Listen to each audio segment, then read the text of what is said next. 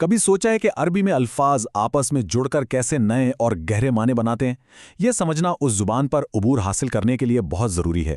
آج ہم مشہور کتاب الدروس النحویہ کی مدد سے عربی گرامر کے ایک بہت اہم حصے یعنی مرکبات کو بالکل آسان زبان میں سمجھیں گے۔ ہم جس کتاب کی مدد لے رہے ہیں وہ ہے الدروس النحویہ، جو خاص طور پر نئے سیکھنے والوں کے لیے لکھی گئی ہے۔ ہم اس کتاب سے دو بہت اہم اسباق کو اتنا آسان کر کے سمجھیں گے کہ مرکبات کا پورا تصور بالکل واضح ہو جائے۔ تو آج ہم کیا کیا دیکھنے والے ہیں؟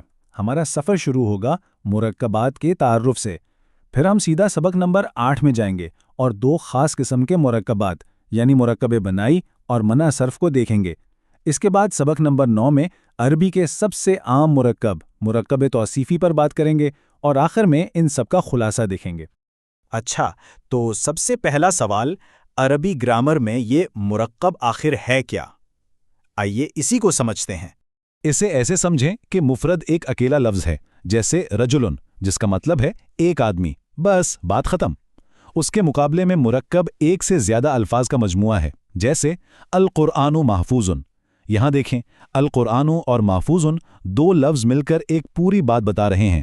ایک بات ذہن میں رہے، آج ہم خاص طور پر ان مرکبات پر بات کریں گے جو خود مکمل جملے نہیں ہوتے۔ یہ بڑے جملوں کے اندر فٹ ہونے والے چھوٹے چھوٹے ٹکڑے یا فریزز ہوتے ہیں۔ گرامر کی زبان میں انہیں مرکب غیر مفید کہا جاتا ہے۔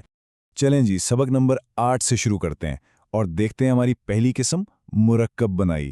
نام سے ہی کافی دلچسپ لگ رہا ہے نا؟ دیکھتے ہیں یہ ہے کیا؟ مرکب بنائی وہ ہے جہاں دو اسم ایسے جڑ جاتے ہیں کہ وہ ایک ہی لفظ بن جائیں، اور سب سے خاص بات یہ ہے کہ ان کے آخری حروف کی حرکت یعنی اعراب ہمیشہ ایک جیسا ہی رہتا ہے۔ یہ سمجھیں کہ وہ لاک ہو جاتا ہے، بدلتا نہیں ہے، اسی لیے اسے مبنی کہتے ہیں۔ اس کی سب سے کلاسک مثال ہے 11 سے 19 تک کی گنتی۔ مثال کے طور پر احد عشر یعنی 11۔ اب یہاں ایک پکا اصول ہے، احد اور عشر دونوں پر ہمیشہ زبر یعنی فتح ہی آئے گا، چاہے جملہ کچھ بھی ہو، یہ اپنی جگہ سے نہیں ہلیں گے۔ اور یہ صرف گنتی کی بات نہیں ہے، کتاب میں وقت بتانے والے الفاظ کی بھی بہت اچھی مثالیں ہیں، جیسے صبح مسا یعنی صبح شام، یا پھر لیلا نہارا یعنی رات دن۔ یہ بھی مرکب بنائی کی بہترین مثالیں ہیں جو ہمیشہ فکس رہتی ہیں۔ ٹھیک ہے، تو مرکب بنائی تو سمجھ آ گیا۔ اب سبق نمبر 8 سے ہی ایک اور قسم کے مرکب کی طرف چلتے ہیں، اسے کہتے ہیں مرکب منع صرف۔ مرکب منع صرف میں بھی دو اسم ملتے ہیں، لیکن یہاں ایک بڑا دلچسپ فرق ہے۔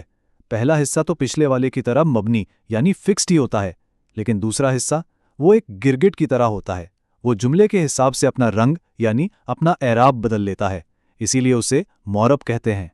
اس کی ایک بہت مشہور مثال کتاب میں شہر بالبکہ کے نام سے دی گئی ہے۔ یہ دراصل دو الفاظ بال اور بک سے مل کر بنا ہے، اور گرامر کے لحاظ سے یہ بالکل مرکب منع صرف کی کیٹیگری میں آتا ہے۔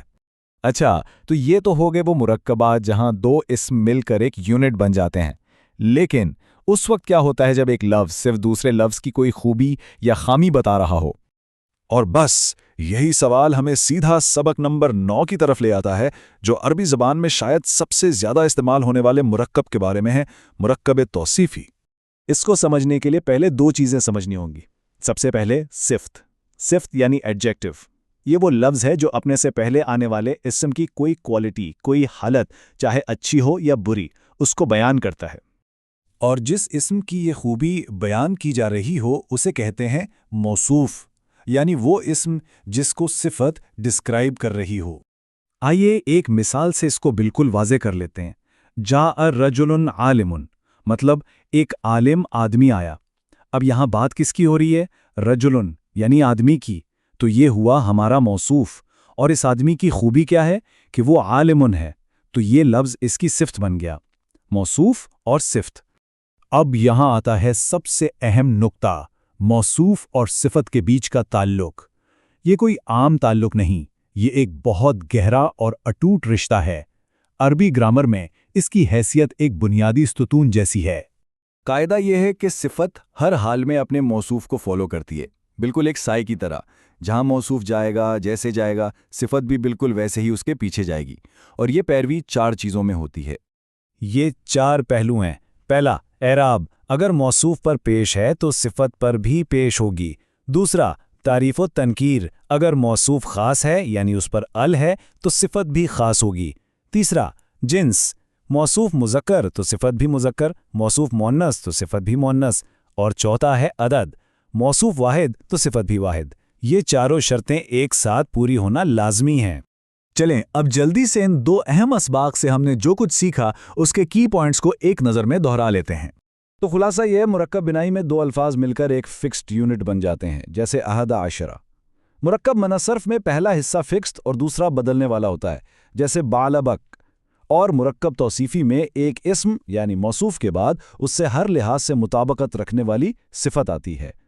کتاب کے سرورق پر لکھا یہ جملہ اس سارے علم کی اہمیت کو بہت خوبصورتی سے بیان کرتا ہے۔ کلام میں نحو کی مثال ایسی ہے جیسے کھانے میں نمک کی، یعنی گرامر کے بغیر بات بے ذائقہ اور بے معنی ہے۔ تو اب جب یہ تینوں مرکبات سمجھ آ گئے ہیں تو اگلا قدم کیا ہے؟ اگلا قدم یہ ہے کہ کوئی بھی عربی عبارت اٹھائیے اور اس میں ان تینوں کو پہچاننے کی کوشش کیجیے، کیونکہ مشق سے ہی یہ علم پختہ ہوتا ہے۔